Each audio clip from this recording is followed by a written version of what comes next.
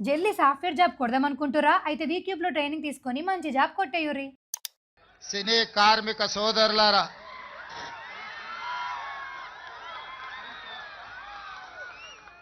24 సినీ కార్మిక సంఘాలు సంఘటితంగా కృష్ణానగర్ వేదికగా ఈనాడు మీ సమస్యల్ని, చిత్ర పరిశ్రమ యొక్క అభివృద్ధిని దృష్టిలో పెట్టుకొని ఈ ఆత్మీయ సమ్మేళనాన్ని ఏర్పాటు చేసి సినీ ప్రముఖులు, నిర్మాతలు, డైరెక్టర్లు, సినీ కార్మిక సంఘాల నాయకులు, సినిమాకే ప్రాణప్రదమైన, సినిమాకి సజీవ ప్రాణం పోస్తున్న వేలాది మంది కార్మికులు ఈనాడు వర్షంతోనే విజయం సాధించారు. మీ పట్టుదలను పరీక్షించడానికి, మీ కార్యక్రమాన్ని వీక్షించడానికి వర్ణదేవుడు ప్రయత్నం చేసినా వర్ణదేవుడి ముందు మీరు నిటారుగా నిలబడి ఈనాడు ఈ కార్యక్రమాన్ని నిర్వహించి ఈ కార్యక్రమాన్ని విజయవంతం చేసినందుకు కార్మిక సోదరులందరికీ మనస్ఫూర్తిగా అభినందనలు, కృతజ్ఞతలు తెలియజేస్తున్న మిత్రులారా,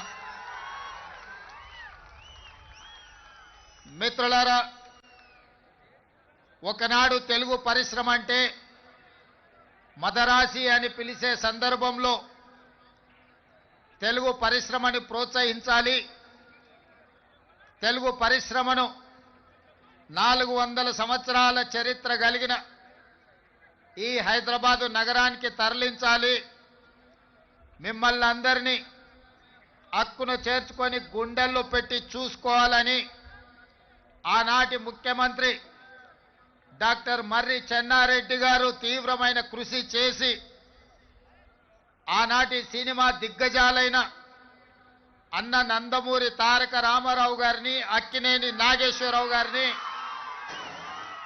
నటశేఖర కృష్ణను, దర్శకేంద్రుడైన రాఘవేంద్రరావు గారిని, దాసరి నారాయణరావు గారిని, కార్మికులకు కన్న తండ్రిగా మీ సమస్యల్ని పరిష్కరించే దాసరి నారాయణరావు గారిని లాంటి వాళ్ళని అందరినీ ఆనాడు ప్రభుత్వం సంప్రదించి హైదరాబాదు నగరానికి తరలి రావడానికి వారు ప్రయత్నం చేశారు. కొద్దిగా హైదరాబాదు నగరానికి తరలి వస్తున్నప్పుడు ఫిలిం నగర్ ప్రాంతాన్ని మీకు కేటాయించడమే కాదు, ఆనాడు పెద్దలకు స్థలాన్ని కేటాయించి పెద్దలందరికీ కొంత సౌలభ్యాన్ని కల్పించిన సందర్భంలో డాక్టర్ ప్రభాకర్ రెడ్డి గారు, కార్మికుల యొక్క ఆత్మబంధు, ఈనాడు చిత్రపురి కాలనీ వెలిసిందంటే ఇక్కడున్న కార్మిక సోదరులకు ఎంతమందికి తెలుసో తెలియదో నాకు తెలీదు, కానీ నేను చిత్ర పరిశ్రమ హైదరాబాదు నగరానికి తరలి వచ్చిన విధానాన్ని గమనించినప్పుడు డాక్టర్ ప్రభాకర్ రెడ్డి గారు సినీ కార్మికుల కోసం మణికొండలో తన సొంత స్థలాన్ని 10 ఎకరాలను కార్మికులకు దానం చేసి కార్మిక సోదరులను ఆదుకోవడానికి తన కష్టార్జితమైన 10 ఎకరాల భూమిని డాక్టర్ ప్రభాకర్ రెడ్డి గారు కార్మికుల కోసం ఇవ్వడం జరిగింది. ఆ తర్వాత అంజయ్య గారు, అదేవిధంగా కోట్ల విజయభాస్కర్ రెడ్డి గారు చిత్రపురి కాలనీ కోసం 67 ఎకరాల స్థలాన్ని కేటాయించి సినీ కార్మికుల కోసం చిత్రపురి కాలనీని నిర్మించి ఈనాడు చిత్రపురి కాలనీకి ప్రపంచ స్థాయిలో గుర్తింపు రావడానికి ఆనాడు ఈ పెద్దలందరూ కృషి చేసిరు.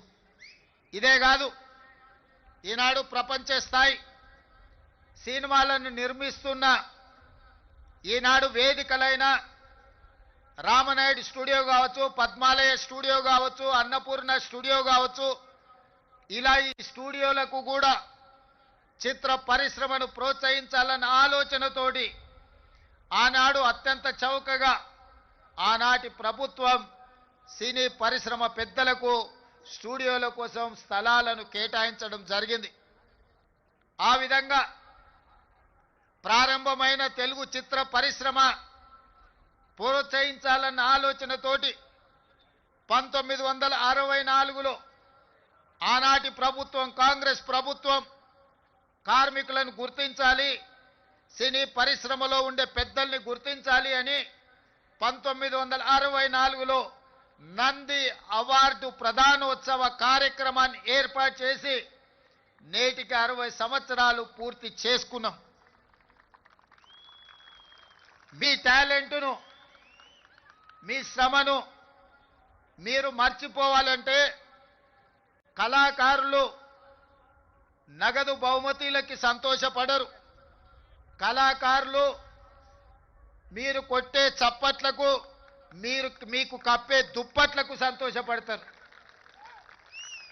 ఎంత సంపాదించడమని కాదు, ప్రేక్షకులు మీ యొక్క ప్రయత్నాన్ని చూసి, ప్రేక్షకులు కొట్టే చప్పట్లను, సన్మానం చేసే వాళ్ళు కప్పే దుప్పట్లను చూసి సినీ కార్మికులు సంతోషపడి వాళ్ళ కష్టాన్ని మర్చిపోయి రాత్రింబగళ్ళు హీరోలు కానీ, పెద్ద డైరెక్టర్లు కానీ, ప్రముఖ నటులు షూటింగ్ స్థలానికి నిదానంగా వచ్చినా, ఒకవేళ ఉదయం 9 గంటలకు వాళ్ళకి షూటింగ్ ఉంటే 5 గంటలకే ఇంట్లో లేచి కన్న పిల్లల్ని కూడా వదిలేసి షూటింగ్ లొకేషన్కి బయలుదేరే కార్మికులు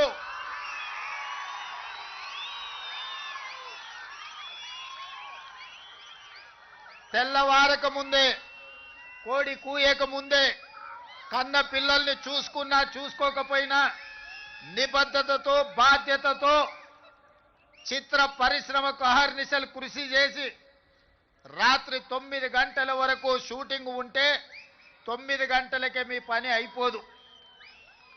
గొప్ప కళాకారులు 9 గంటలకు షూటింగ్ ముగించుకొని వెళ్తే అన్ని సర్దుకొని మళ్ళీ ఇంటికి చేరే వరకు రాత్రి 12, 1 గంట అవుతుంది.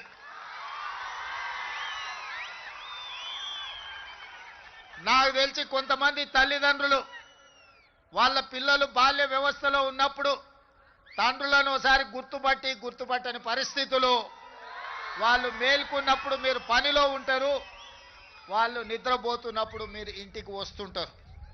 మీ శ్రమ, మీ కష్టం నాకు తెలుసు. మీరు పడుతున్న ఇబ్బందులు. ఈరోజు నాకు హోదా ఉండొచ్చు, దేవుడు గొప్ప అవకాశం ఇచ్చుండొచ్చు ముఖ్యమంత్రిగా, కానీ కార్మికుల యొక్క కష్టాలు తెలవనంతగా అధికారం నా కళ్ళు మూసుకుపోలేదు. అధికారంతో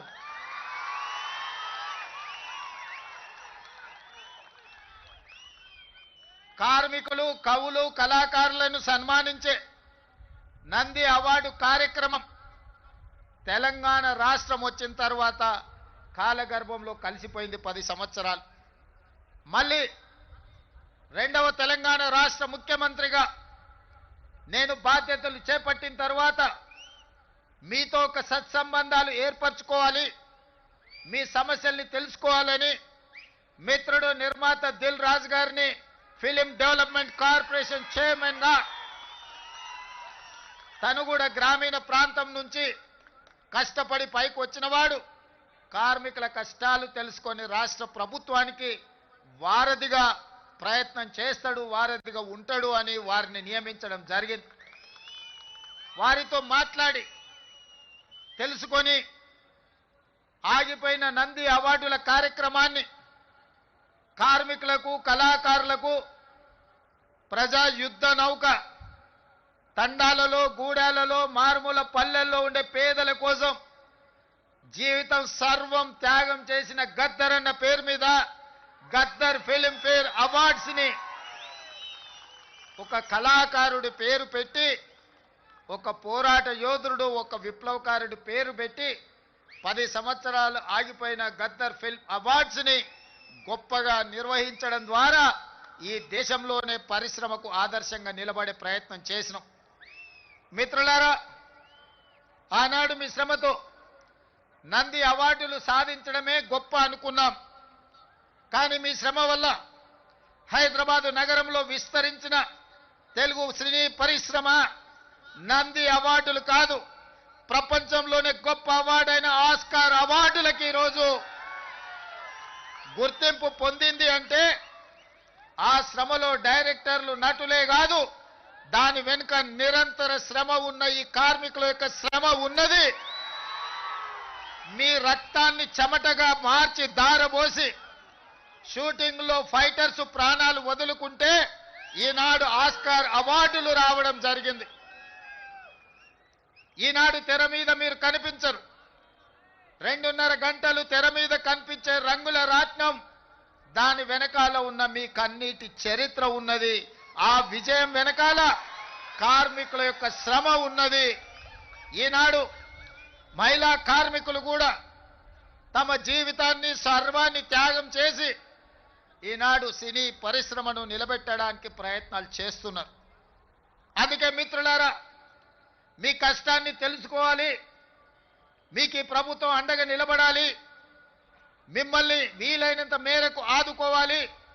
తద్వారా తెలుగు పరిశ్రమ ఈనాడు టాలీవుడ్గా కాదు, హాలీవుడ్ నుంచి కూడా ఇక్కడికి వచ్చి షూటింగ్లు జరగాలి. ఈ హైదరాబాద్ నగరం ప్రపంచ సినీ పరిశ్రమకు ఒక వేదిక కావాలన్నదే నా ఆలోచన. అందుకే ఆనాడు నేను చెప్పిన, మీరు వచ్చినప్పుడు సినీ పరిశ్రమను చిన్న చూపు చూసే సమస్యనే లేదు. ఈనాడు ప్రతివాడు, నేను ఐటీ ప్రొఫెషనల్లను, హైదరాబాద్ నగరానికి ఐటీ అడ్డాను, ఫార్మాస్యూటికల్ ఇండస్ట్రీ అను ఏ విధంగా అయితే చర్చ జరుగుతుందో, ఫిల్మ్ ఇండస్ట్రీ కూడా ఈ తెలంగాణ రాష్ట్రంలో ఐటీ పరిశ్రమ ఎట్లనో, ఫార్మా ఇండస్ట్రీ ఎట్లనో, మా రాష్ట్ర ప్రభుత్వానికి ఫిల్మ్ ఇండస్ట్రీ కూడా అంతే ప్రాధాన్యత, అంతే అవకాశాలను ఇవ్వాలని ఈనాడు నిర్ణయించుకున్నాం. మనము తెలంగాణ రాష్ట్ర ప్రభుత్వం తెలంగాణ రైజింగ్ 2047 అని ఒక విజన్ డాక్యుమెంట్ ఈనాడు మనం తయారు చేస్తున్నాం.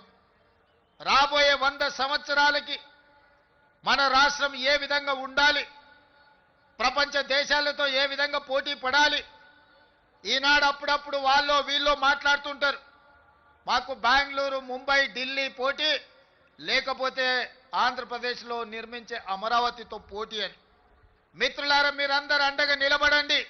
హాలీవుడ్ని ఇక్కడికి తెచ్చే బాధ్యత నాది. న్యూయార్క్, టోక్యో, సింగపూర్, దుబాయ్లతో పోటీ పడే విధంగా మన సినీ పరిశ్రమ మిత్రులు విదేశాలలో షూటింగులు కాదు, అద్భుతమైన రామోజీ ఫిలిం సిటీలో హైదరాబాద్ నగరంలో ఇక్కడ షూటింగులు చేసుకునే విధంగా ఇంకా స్టూడియోలను, కార్మికులను ప్రోత్సహించే బాధ్యత తెలంగాణ రాష్ట్ర ప్రభుత్వం తీసుకుంటుంది. అందుకే మిత్రులారా, ఈనాడు తెలంగాణ రైజింగ్ 2047లో మీకు ఏ విధంగా అయితే ఐటీ పరిశ్రమకు ఒక చాప్టర్, ఫార్మా ఇండస్ట్రీకి ఇంకొక చాప్టర్, ఎడ్యుకేషన్ ఎంప్లాయ్మెంట్కి ఒక చాప్టర్, హెల్త్కి ఒక చాప్టర్ ఎట్లయితే ఉందో, ఫిల్మ్ ఇండస్ట్రీ కోసం కూడా ఒక చాప్టర్ పెడతాం. ఫిల్మ్ ఇండస్ట్రీని అభివృద్ధి చేసి ఈనాడు కొత్తగా మనం నిర్మించుకోబోయే శంషాబాద్ ఎయిర్పోర్ట్ కూతవేటు దూరంలో 30,000 ఎకరాలలో భారత్ ఫ్యూచర్ సిటీని నిర్మించుకోబోతున్నాం. మనం ఏ విధంగా అయితే హైదరాబాద్లో చిత్రపురి కాలనీ, ఫిలిం నగర్, కృష్ణానగర్ వెలిసినాయో, ఖచ్చితంగా మీకందరికి భారత్ ఫ్యూచర్ సిటీలో మీ పాత్రను మీకు అవసరమైన అన్ని విధాలుగా ఆదుకొని అక్కడ మీరు ఉండే విధంగా చర్యలు చేపడతానని చెప్పి ఈ సందర్భంగా మీకు అందరికీ తెలియజేస్తున్నా. ఈరోజు హెల్త్ ఇన్సూరెన్స్, డెత్ ఇన్సూరెన్సే కాదు, మా కార్మికులు ఆరోగ్య భద్రత పూర్తి స్థాయిలో తీసుకోవాలని, అనుకోకుండా ప్రమాదవశాత్తు ఎవరైనా మరణిస్తే ఆ కుటుంబాలను ఆదుకోవాలని. ఇదే కాదు, నేను ఈ వేదిక మీద నుంచి మా అధికారులకు ఆదేశాలు ఇస్తున్నా. ఈ కృష్ణానగర్ ప్రాంతంలో 3-4 ఎకరాల ప్రభుత్వ స్థలాన్ని చూడండి. తక్షణమే నర్సరీ నుంచి 12th క్లాస్ వరకు సినీ కార్మికుల యొక్క పిల్లలు చదువుకోవడానికి కార్పొరేట్ స్థాయిలో మీకు పాఠశాల నిర్మించి మీ పిల్లలకు ఉచితంగా చదువు చెప్పించే బాధ్యత నేను తీసుకుంటా. ఈనాడు మీ శ్రమ, మీ త్యాగం, మీ కన్నీళ్లు మీ పిల్లల భవిష్యత్తు కోసం, ఆ పిల్లల భవిష్యత్తు కోసం ఉదయమే బ్రేక్ఫాస్ట్, మధ్యాహ్నం మంచి లంచ్ పెట్టే బాధ్యత కూడా నేనే తీసుకుంటా.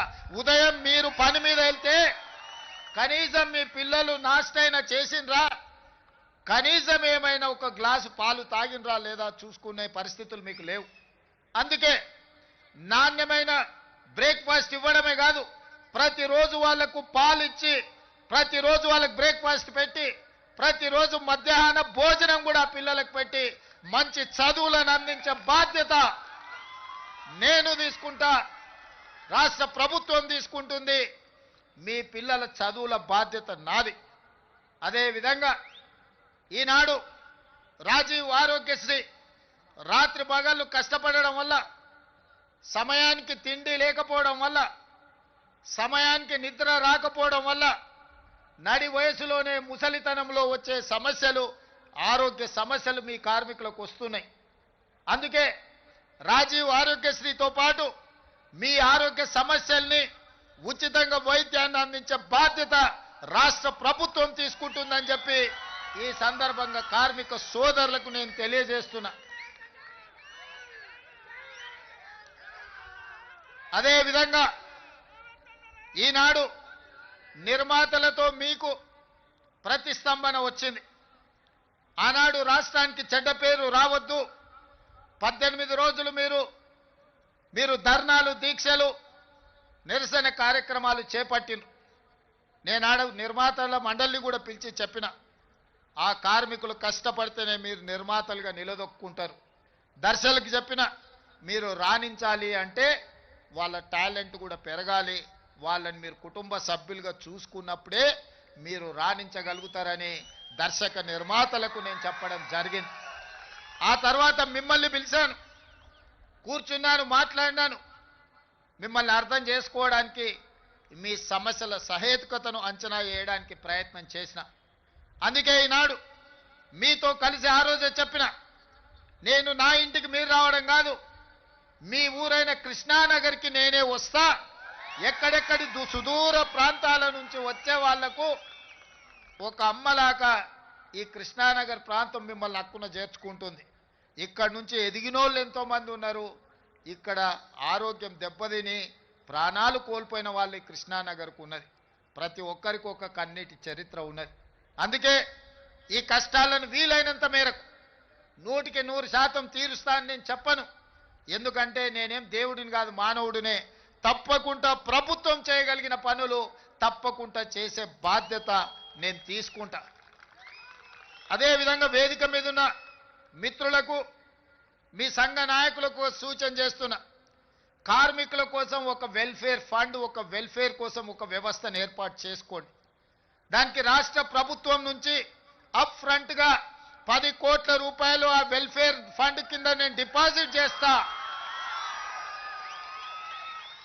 కష్టాలలో ఉండి కష్టాలలో మరణించే కార్మికులను ఆదుకోవడానికి ఆ నిధిని ఉపయోగించండి. ఇదే కాదు, ఈనాడు మీ శ్రమతో ఏర్పడే పెద్ద పెద్ద సినిమా నిర్మాతలు, హీరోలు వాళ్ళ సినిమాల టికెట్ల ధరలు పెంచడానికి నా దగ్గరకు వస్తుంటారు. నేను నిర్మాతలకు చెప్పిన, మరి పెంచిన దాంట్లో కొంతైనా కార్మికులకు వాటా ఉండాలి కదా అని. రాష్ట్ర ప్రభుత్వం సినిమా టికెట్ల ధరలు పెంచితే హీరోలకు ఆదాయం వస్తుంది, నిర్మాతలకు ఆదాయం వస్తుంది, కార్మికులకు మాత్రం ఒక్క రూపాయి కూడా అదనంగా రావడం లేదు. అందుకే ఈ వేదిక మీద నుంచి మీకు మాట ఇస్తున్నా, ఆ ఆదాయంలో 20% కార్మికులకు ఇస్తేనే రాష్ట్ర ప్రభుత్వం జీవో ఇస్తుంది. మీ శ్రమతో సంపాదించే ప్రతి రూపాయిలో మీకు వాటా ఉండాలి, మీకు భాగస్వామ్యం ఉండాలి. ఈ వేదిక మీద నుంచి మా అధికారులకు నేను ఆదేశాలు ఇస్తున్నా, రేపటి భవిష్యత్తులో ఎంత పెద్ద నిర్మాత అయినా, ఎంత ఇన్ఫ్లుయెన్షియల్ పర్సన్ అయినా, రాష్ట్ర ప్రభుత్వం అదనంగా టికెట్ల ధరలు పెంచితే వచ్చే ఆదాయంలో 20% నా కార్మిక సోదరుల కుటుంబాలకు వెల్ఫేర్ ఫండ్ కింద వాళ్ళకు ఆ నగదు బదిలీ జరిగితేనే ఆ ఒప్పందం ప్రకారమే మా రాష్ట్ర ప్రభుత్వం జీవో ఇస్తుంది. ఈ నిబంధనలు నేను సవరిస్తానని చెప్పి ఈ సందర్భంగా కార్మిక సోదరులకు నేను మాట ఇస్తున్నా.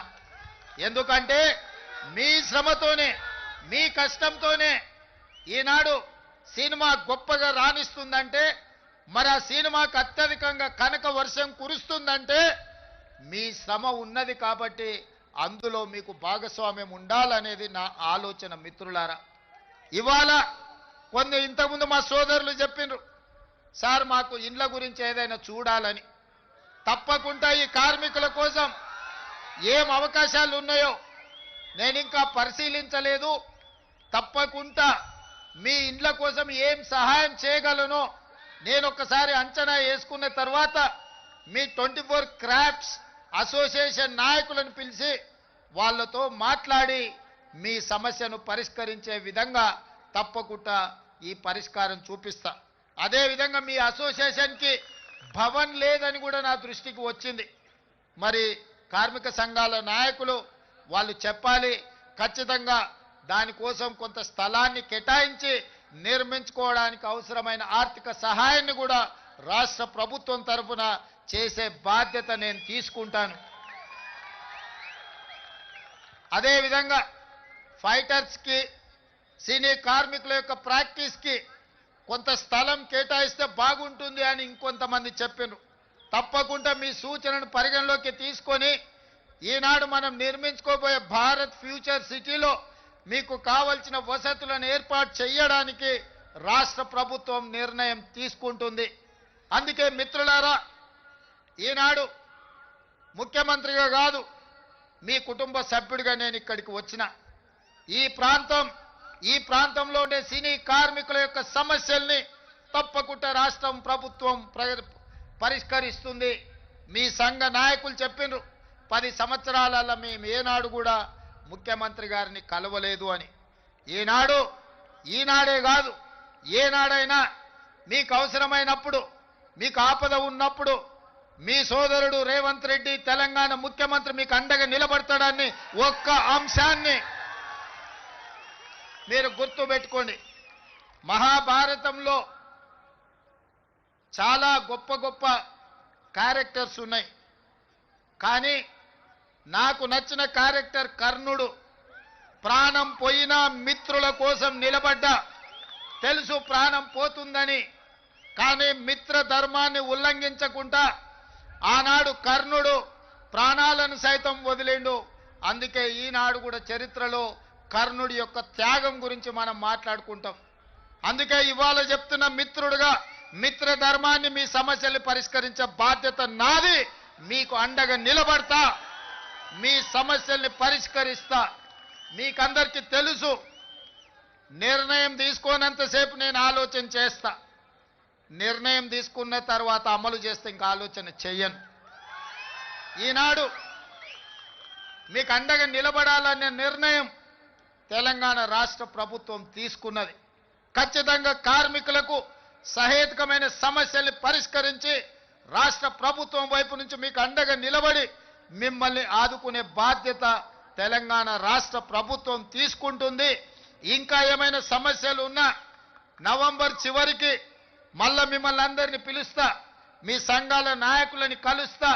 నవంబర్ చివరి వారంలో మీతో కూర్చుంటా. డిసెంబర్ 9 నాడు 2వ సంవత్సరం తెలంగాణ రాష్ట్ర ప్రభుత్వం ఏర్పాటు చేసి ఉత్సవాలు జరుపుకోబోతున్నాం. డిసెంబర్ 9 నాడు మీకేమేమి చెయ్యబోతున్నామో ఆనాడు స్పష్టంగా ప్రభుత్వం ఆదేశాలు ఇస్తుంది. ఈ 2 నెలల్లో మీ పిల్లల చదువుల కోసం స్కూల్ కానీ, నిధులు కానీ, మీ కార్యాలయం కోసం స్థల కేటాయింపు కానీ, మీ వెల్ఫేర్ ఫండ్ కోసం నిధులు కానీ, దీనికి సంబంధించి ప్రతి విషయంలో నిర్దిష్టమైన ప్రణాళికతోని తెలంగాణ రాష్ట్ర ప్రభుత్వం ముందుకు వస్తుంది. ఇప్పుడు మీరు చూసిండ్రు కదా, మన సంకల్పం ఉంటే, మన పట్టుదల ఉంటే, మన ఆలోచనలో చిత్తశుద్ధి ఉంటే ప్రకృతి కూడా సహకరిస్తుంది. ప్రకృతి కూడా సహకరిస్తుంది. ఇప్పటి వరకు ఉరుములు ఉరిమి వర్షం కురిసినా ఈనాడు మీరు మేము మనము మాట్లాడుకునే సందర్భంలో వర్ణ దేవుడు కూడా మనకు సహకరించి ఒక ప్రశాంతమైన వాతావరణాన్ని కల్పించి కార్మికుల యొక్క కష్టాలను పరిష్కరించడానికి తెలంగాణ రాష్ట్ర ప్రభుత్వం వస్తే వరుణ దేవుడే సహకరించుండు. ఇంతకంటే గొప్ప సన్నివేశం ఏ సినిమాలో అయినా ఉంటుందా? అందుకే మిత్రులారా, ఇవాళ మీ అందరి పక్షాన మీకు అండగా నిలబడడానికి ఇక్కడికి వచ్చిన, ఇక్కడి నుంచి మీ సమస్యల్ని పరిష్కరించే బాధ్యత నాది. మీ సంఘాల నాయకులతో పాటు ఈ కార్యక్రమాన్ని ఏర్పాటు చేసి ఈ వేదిక మీద ఉన్న పెద్దలకు, ముఖ్యంగా సాయంత్రం పిల్లలు స్కూల్ నుంచి వచ్చి పిల్లలకు సాయంత్రం వండి పెట్టాలన్న కార్యక్రమాన్ని కూడా మా అక్కలు, మా సోదరిమణులు, ఇంకొంతమంది ఈటీవీ మా టీవీ సీరియళ్లను కూడా పక్కన పెట్టి ఈరోజు ఇక్కడికి వచ్చి ఈ కార్యక్రమంలో పాల్గొన్నందుకు మనస్ఫూర్తిగా మీ అందరికీ ధన్యవాదాలు, కృతజ్ఞత తెలియజేస్తూ మళ్ళొక్కసారి మీకు మాట ఇస్తున్నా, మీ సమస్యల్ని పరిష్కరించే బాధ్యత నాది. మిమ్మల్ని ఆదుకొని మొత్తం దేశ సినీ పరిశ్రమలకే, అది బాలీవుడ్ కావచ్చు, కోలీవుడ్ కావచ్చు, లేకపోతే తమిళనాడులో ఉండే ఫిల్మ్ ఇండస్ట్రీ కావచ్చు, ఏదైనా తెలుగు ఫిల్మ్ ఇండస్ట్రీ నుంచే నేర్చుకోవాలి. అందరికీ ఆదర్శంగా నిలబడే విధంగా మీ సమస్యల్ని పరిష్కరించే బాధ్యత నేను తీసుకుంటున్నాను తెలియజేస్తూ మీ అందరి దగ్గర సెలవు తీసుకుంటున్న. ధన్యవాదాలు మిత్రులారా.